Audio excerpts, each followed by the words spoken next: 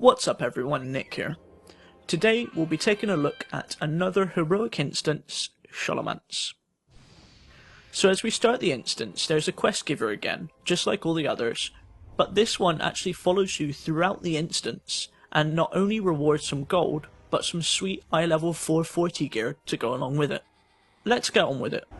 After you defeat the two risen guards that stand in your way, you'll enter the first room and find trash all around the outside of the room, with the first boss, Instructor Chillheart, in the middle. Chillheart is a pretty simple boss, with an interesting way of making it a race against time to kill him, and is a two-phase boss fight. First phase, as you pull Chillheart, an ice wall will form behind him that slowly starts to sweep across the room, and instantly kills anybody who touches it. During this phase, Chillheart will also cast Ice Wrath, which forces the group to loosely spread out, Touch of the Grave, which is a buff that he'll gain, forcing the tank to use a few defensive cooldowns, and Chillheart's final ability, Rigid Grasp, which are the small ice circles that you'll see on the ground and force people to move away from. After you kill him, Chillheart's physical body dies and his foul magic returns to his factory, which then slowly starts to escape back into the world. This gives you another race against time to kill the factory, while the animated books around the room start doing various abilities that don't really harm you. He was knocked over easy enough, and after a bit more trash, you'll work your way through a room full of zombies to reach the second boss, Jandis Barov. Jandis Barov has two simple abilities and can again be knocked over easy enough. Her first ability is Wondrous Rapidity, where she casts and channels every few seconds a frontal arcane damage ability. Jandis' second ability is Phantasmal Images, where at 66 and 33% she will dissipate into thin air and create illusions of herself all around the room. Your job is then to kill them all till you find the true Jandis. The fight ends up being just a don't stand in front of the boss type boss, with illusions being single targeted down easy enough. After you kill Jandis, you'll enter a room where you'll find Lillian Voss in the middle of the room, and an RP event will start involving Dark Master Grandling. Players might remember Lillian and Dark Master from the original Scholomance and the quests that were involved outside the instance. After you clear the room of trash, Lillian and Dark Master will run off, leaving the third boss, Rattlegore, to spawn in the middle. Rattlegore is another type of boss that's almost a race to kill. His first ability, Rusting, means that every successful melee attack that he does increases his damage done by 5% and stacks. Now the second ability Rattlegore does is Bone Spike, where he'll target and launch a powerful spike of bone at a random player. This is where the bone piles on the floor come into play. Every player needs to make sure that they keep a bone pile armor stack on them at every time and knows where another bone pile is, so that they can go and right click it off the ground if you get bone spiked. This saves you from the massive damage that you might take from the bone spike and also the knockback. Simply DPS Rattlegore down, avoid the soul flames that happen, and make sure you keep a bone pile stack on you at all times, and he should fall over again easy enough.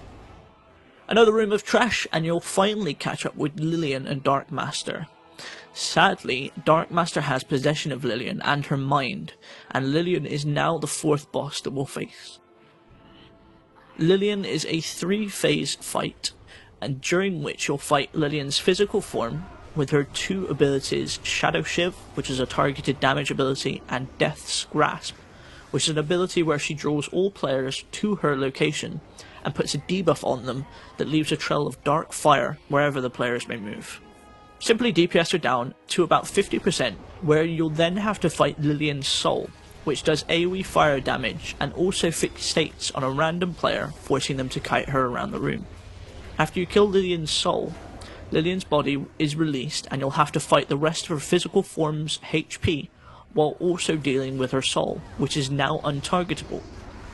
These both continue to do all their abilities that they normally do, and it ends up being pretty hard to deal with it all going on.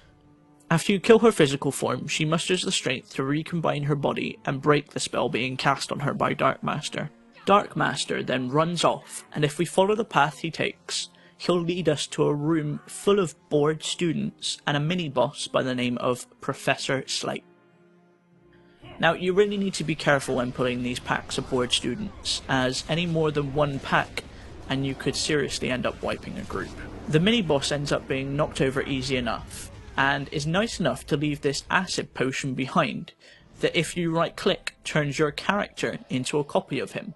The room after him is more important though, and contains our 5th and final boss, Dark Master Grandling. Dark Master is a boss that has some pretty complex abilities, but first he has some simple ones that are easy enough to deal with. Dark Master can cast both Incinerate and Immolate, which deal targeted fire damage and leave a dot tick behind if Immolate is cast. Along with this, he'll also cast Rise, where he summons a legion of failed students to help him, and while this happens, he'll also take 50% less damage. Simply keep AoEing down any ads that spawn and don't waste too much damage on him while he's casting and channeling Rise.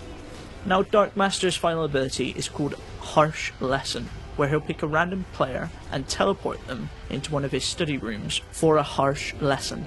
Now, if you are a DPS and get picked, simply DPS any of the ads that spawn and you should be able to get back into the main room and back with your group.